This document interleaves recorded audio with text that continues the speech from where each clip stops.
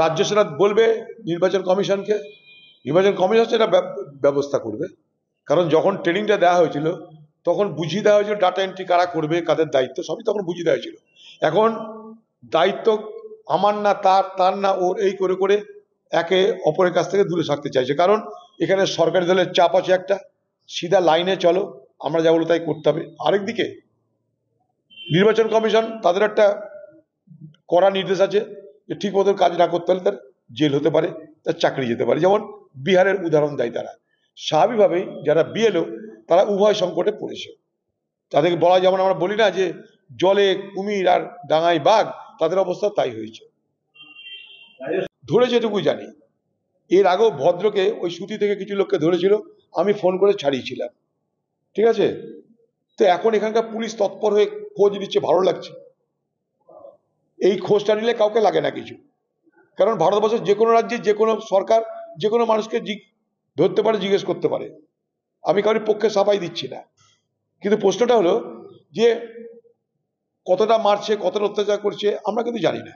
এখানে ন্যারেটিভ তৈরি করা হয় একটা, হঠাৎ পুলিশ সেখানে তৎপর হয়ে চলে যাচ্ছে, হঠাৎ করে ব্যস্ত হয়ে পড়ছে। কিন্তু সরকারের তাদের সাথে কথা বলা উচিত। উড়িষ্যাতে, ইউপিতে, বিভিন্ন রাজ্যে যেখানে যেখানে পশ্চিমবঙ্গের পরিযায়ী শ্রমিকরা আছে, সেখানে তাদের উপর যেন কিছু না হয়, তার জন্য পশ্চিমবঙ্গ সরকারের যে একটা সেল খুলে সিধা সেখানকার লোককে বলা হোক, অসুবিধা হলে যোগাযোগ করুন। সে ব্যবস্থা করলে কিন্তু ঝামেলা এক্ষুনি মিটে যায়। সেটা কিন্তু হচ্ছে না, এটাকে বাঁচিয়ে রাখা হচ্ছে। বিজেপি আর তৃণমূলের এই যে লড়াই, এই লড়াইয়ে পরিযায়ী, বাঙালি, অবাঙালি, স্যার, ম্যাডাম এই চলবে এখন। কিন্তু বাংলার মানুষের প্রকৃত বিপদে তাদের পাশে দাঁড়ানোর মধ্যে কোনো পরিকাঠামো তৈরি করার চেষ্টা হবে না। সমস্যাটা এই জায়গাটায়। স্যারে কেউ মারা যাচ্ছে, সমস্যা পুলিশ ছুটে যাচ্ছে মালা নিয়ে, বেলপাতা নিয়ে। আর যখন আরজিকর কাণ্ডে ধর্ষণ করে খুন হচ্ছে, তখন পুলিশকে পোড়ানোর জন্য, প্রমাণ লোপাট করার জন্য দৌড়ে যাচ্ছে শ্মশান ঘাটে। ফারাকটা এই জায়গাটায়। এই রাজ্য জানে তাদের ভোটার করতে কি করে হয়েছে, এই রাজ্য জানে তারা কি কি সুবিধা পায়, সব এই রাজ্য জানে। এই রাজ্য জানে না তাদের পার্টির লোকেরা পয়সার বিনিময়ে ভোটার করে দিচ্ছে, আধার কার্ড করে দিচ্ছে, এই রাজ্য জানে না? জানে। এটাই চলছে যুগ যুগ ধরে।